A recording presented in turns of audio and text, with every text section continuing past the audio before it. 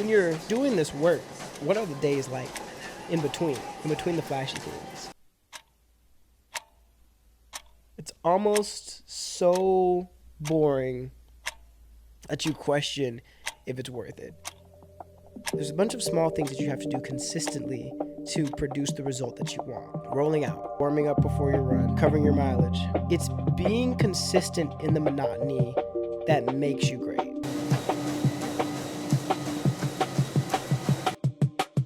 We're now 3 weeks deep into training. Week 3 for me was like the first real week of training. On the first 2 weeks were really like a lot of base building, just getting back in the flow of things, getting back on track.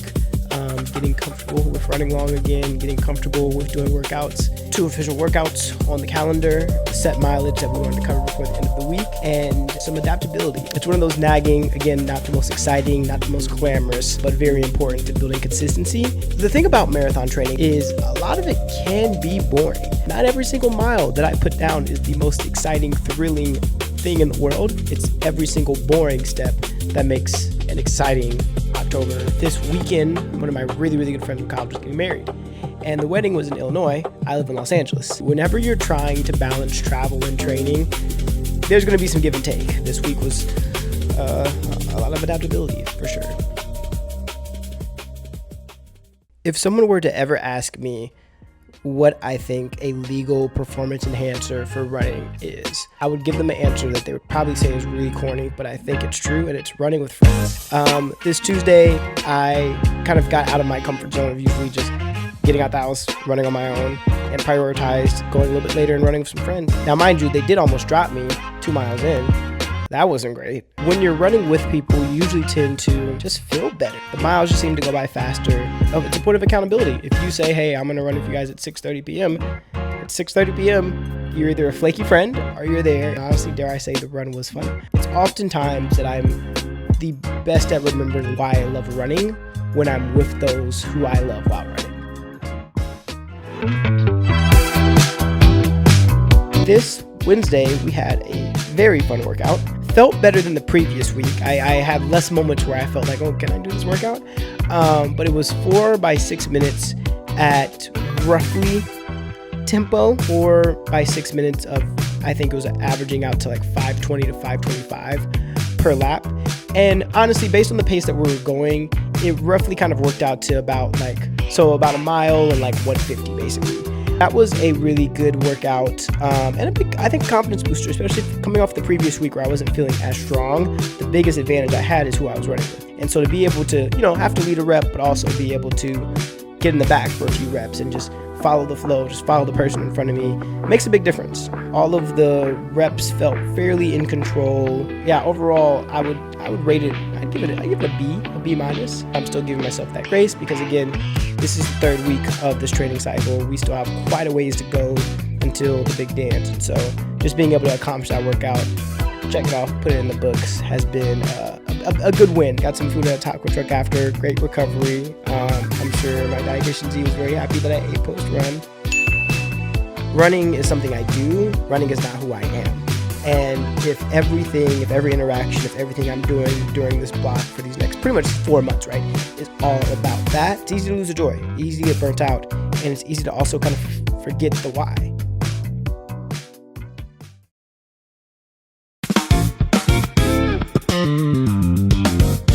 Thursday, things did not go great according to plan. Mileage and planning and things got kind of thrown around a little bit.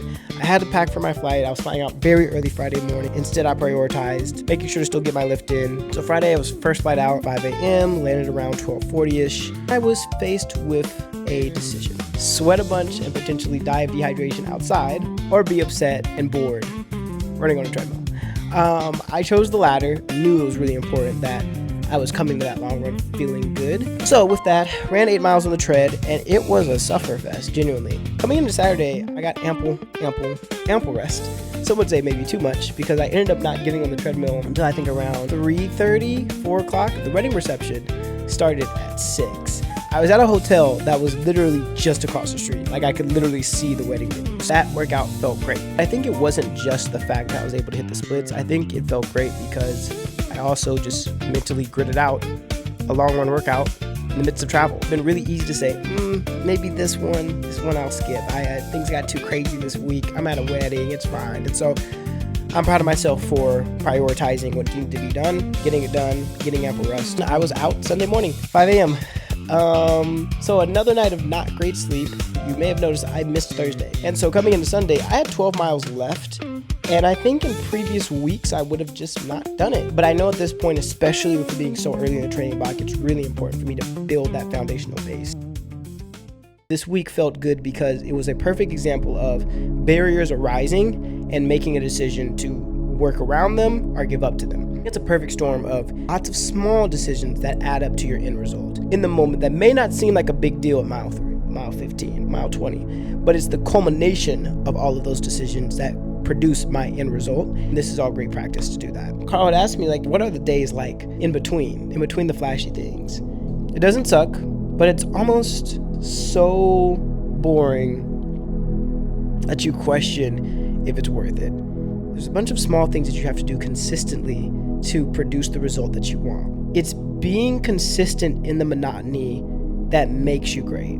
That feeling of dull, maybe even dread sometimes about the work that needs to be done.